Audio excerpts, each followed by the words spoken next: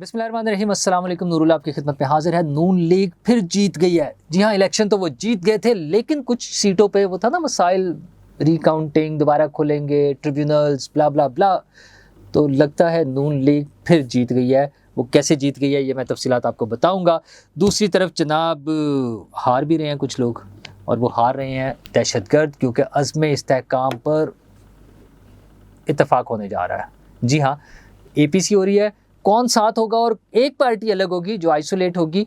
ये सारी बातें मैं आपके साथ डिस्कस करूंगा। है तो वही जो आप समझ गए हैं, लेकिन उसमें क्या चीज़ होगी। और जनाब ज़ोर ज़ोर के झटके आहिस्ता आहिस्ता लगने जा रहे हैं, बल्कि लगने शुरू हो गए हैं। वो क्या क्या हैं? और सबसे अहम चीज़ ये कि पेट्रोल पंप्स बंद। जी हाँ, 5 तारीख से यानी सुबह से पेट्रोल पंप्स बंद होने का ऐलान कर दिया गया है। कितनी देर बंद रहेंगे और क्यों बंद रहेंगे, किसकी नालायकी है? बल्कि पहले इसी से शुरू कर देता है, बड़ा अहम इशू है। पेट्रोल के बगैर हर वो शख्स जो अपनी गाड़ी या अपनी मोटरसाइकिल चला रहा है, उसको पेट्रोल की ज़रूरत है। वो जो आपके टैंक में आपने फुल करा लिया, अगर टैंक या जितना भी उसमें पेट्रोल डाला है, वो आज का दिन, 2 दिन, 3 दिन तो चल जाएगा। उसके बाद हम क्या करेंगे? क्या ये हड़ताल ज़्यादा देर चलेगी? और हड़ताल हो क्यों रही है?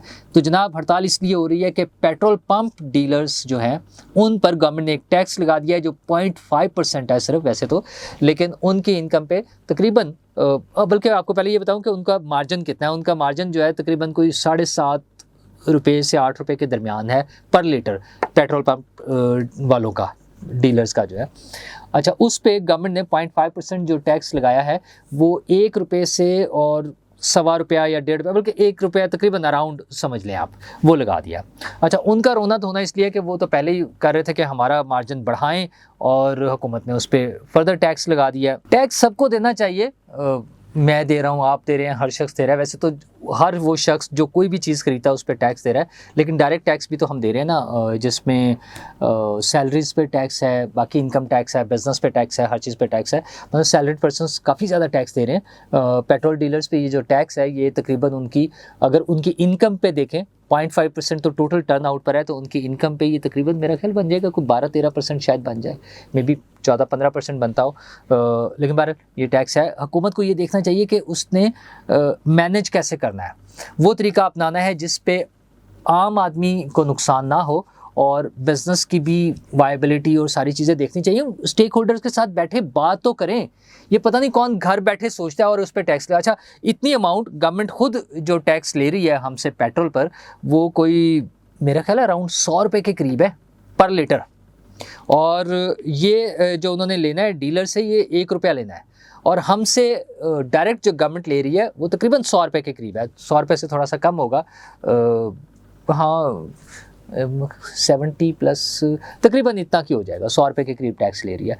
तो गवर्नमेंट तो पहले ही लुट मार में अखीरी की हुई है गवर्नमेंट ने ना। वो जो मैं कह रहा था ना, जोर के झटके ज़रा आहिस्ता आहिस्ता से, तो वो तो पेट्रोल तो एक चीज़ है ना जिस पे तो लुट मची हुई है कि पर लीटर जो हमें 250 रुपये का और 300 रुपये के करीब प्राइस है जो हमें मिलता है, वो गवर्नमेंट खुद जो है उस पर 100 रुपये हमसे टैक्स ले रही है। और अब ये करके अच्छा, उस पर पेट्रोल डीलर्स अड़ गए हैं। वैसे तो यहाँ जो भी जिसका भी एक ग्रुप बना हो ना, वो दुकानदार नहीं देता, वो कहता है मैंने 200 रुपये टैक्स नहीं देना। जिस पे 2000 लगता है साल का, वो कहता है मैंने 2000 रुपये टैक्स नहीं देना। जो प्रोफेशनल्स हैं उन पे सर्विसेज पे टैक्स बहुत सी जगहों पे है ही नहीं। सारा कैश पे काम चल रहा है, उस पर कोई पूछता ही नहीं है।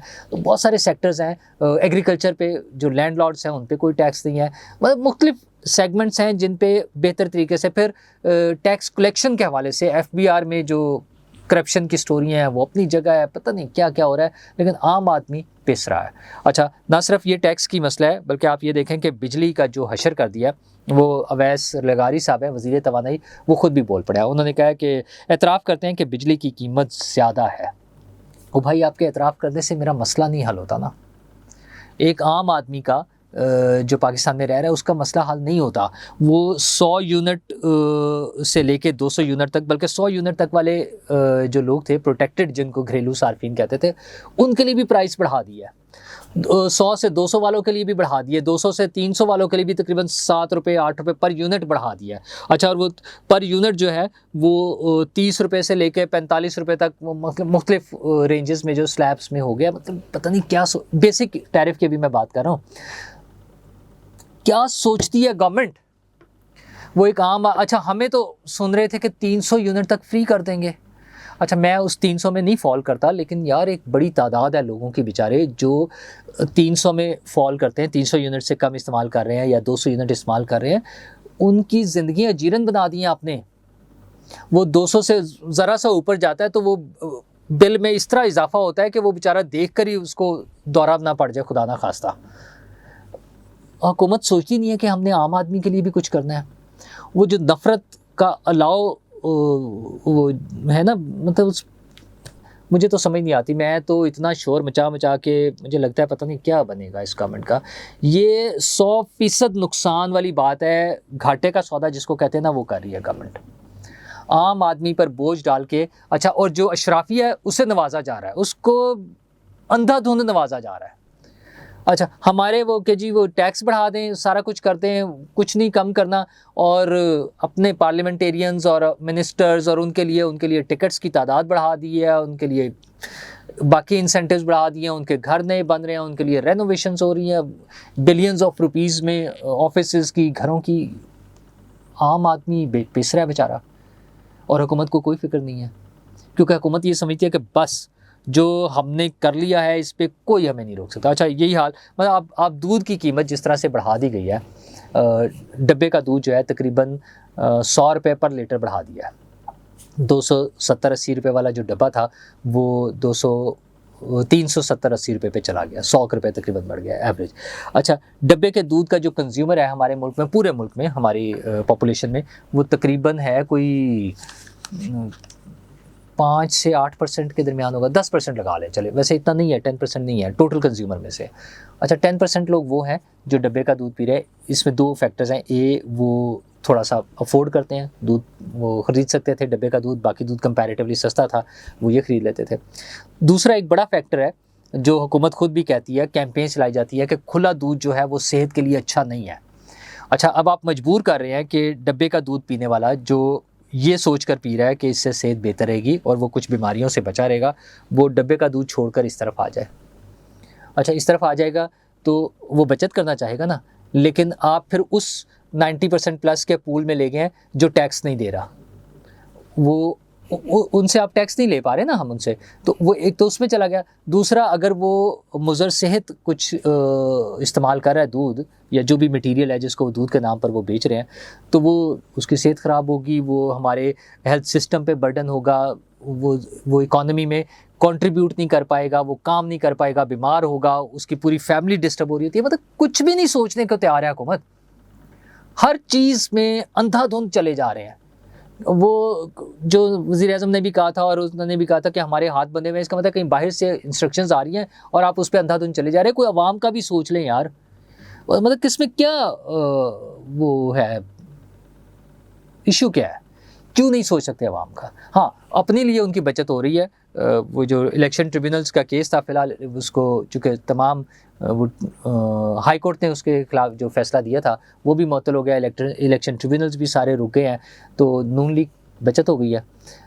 सबसे ज़्यादा कंप्लेंट्स जो थी नून लीग के ख़िलाफ़ थी ना, मतलब अगर उनमें से कोई एक भी जगह पे, एक सीट पर भी नून लीग का कोई कैंडिडेट डिसक्वालीफाई हो जाता है उन ट्रिब्यूनल्स की कार्रवाई की सूरत में, तो वो उनका सारा जो विक्ट्री है वो डिसक्रेडिट हो जाएगी।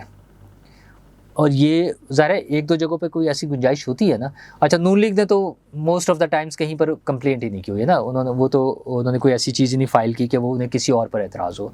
तो नून लीग असल उसमें टारगेट थी और पंजाब असल में टारगेट था। नून लीग भी और किसी हद तक थोड़ा सा पीपल्स पार्टी के लोग भी हैं, असल टारगेट पंजाब था। तो पंजाब में आज का फैसला जो आया अदालत का, उसमें मुझे लग रहा है कि नून लीग की बचत हो गई है और वो बड़े खुश होंगे, उन्हें लग रहा होगा कि वो आज फिर जीत गया।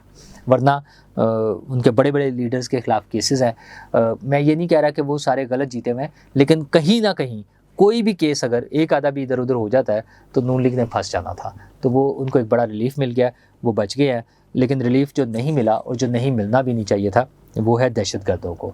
और अज़्म इस्तेहकाम ऑपरेशन जो है वो ऑपरेशन होना है या टारगेटेड ऑपरेशन होना है, जैसे भी होना है, दहशतगर्दों ने हर रोज़ हमारे लोगों को टारगेट कर रहे हैं। कल भी साबिक सेनेटर हिदायतुल्लाह और 4 लोग और उनके साथ जो है वो शहीद हो गए। तो इस तरह के वाक़यात तो आए रोज़ होते रहते हैं, तो हमें उनसे जान छुड़ानी है। उसके लिए अज़्म इस्तेहकाम के लिए पॉलिटिकल पार्टीज़ का जो रिज़र्वेशंस थी उनको दूर करने के लिए वज़ीर-ए-आज़म ने एपीसी बुला ली है। मुझे लगता है कि तकरीबन तमाम पार्टियाँ, मेरे कुछ दोस्तों का ख़्याल है कि शायद मौलाना फ़ज़लुर रहमान भी नहीं मानेंगे। मेरा ज़ाती ख़्याल ये है कि शायद वो भी मान जाएँगे। हाँ, पीटीआई शायद अपना वो नखरे करे थोड़ा-सा, या अपनी कुछ एक्स्ट्रा शराइत रख के, जो मानी जाए या ना मानी जाए, लेकिन किसी तरह से फेस सेविंग के लिए वो करके उसमें आ जाएँ। तो पॉलिटिकल पार्टीज़ के लिए एक अच्छा मौका है कि एपीसी की सूरत में वज़ीर-ए-आज़म के कहने पर पार्लियामेंट के फ्लोर पर या सियासी जमातों के फ्लोर पे वो बैठें और इस बात का अज़्म करें कि हमें एक मुस्तहकम पाकिस्तान चाहिए। हमारा पाकिस्तान मुस्तहकम होना चाहिए, दहशतगर्दी से पाक होना चाहिए। दहशतगर्दी ख़त्म होगी, लोगों की जानो माल महफूज होंगी, तो कारोबारी ज़िंदगी आगे चलेगा। कारोबारी ज़िंदगी आगे चलेगा तो मईशत बेहतर होगी, और मईशत बेहतर होगी तो हम सब खुशहाल होंगे। लेकिन डोंट फॉरगेट, ये जो हुकूमत के इक़दामात हैं ना, लोगों को दबाने के, लोगों पे बर्डन डालने के, उनको कहीं ना कहीं रोकना होगा। और ये सियासी जमातों का ही काम है। वो जमातें जो हुकूमत के इत्तेहादी हैं, जिन्होंने बड़े नारे लगाए थे कि हमें कबूल नहीं है, हुकूमत में से भी और हुकूमत के इत्तेहादी जमातों में से भी, कि ये बजट ज़्यादती है, उन्हें चाहिए कि कुछ ख्याल करें यार। ये अवाम ज़िंदा रहेंगे तो इन्होंने आपको वोट देने हैं। हाँ, वो सोचते होंगे कि यार इतने सारे लोग हैं, कितने 24-25 करोड़ में से कितने लोग चले जाएंगे। हजूर, उनका ट्रस्ट आप पे कायम रहना चाहिए ताकि ये सिस्टम चलता रहे, वरना ये कंपनी नहीं चलेगी। शुक्रिया।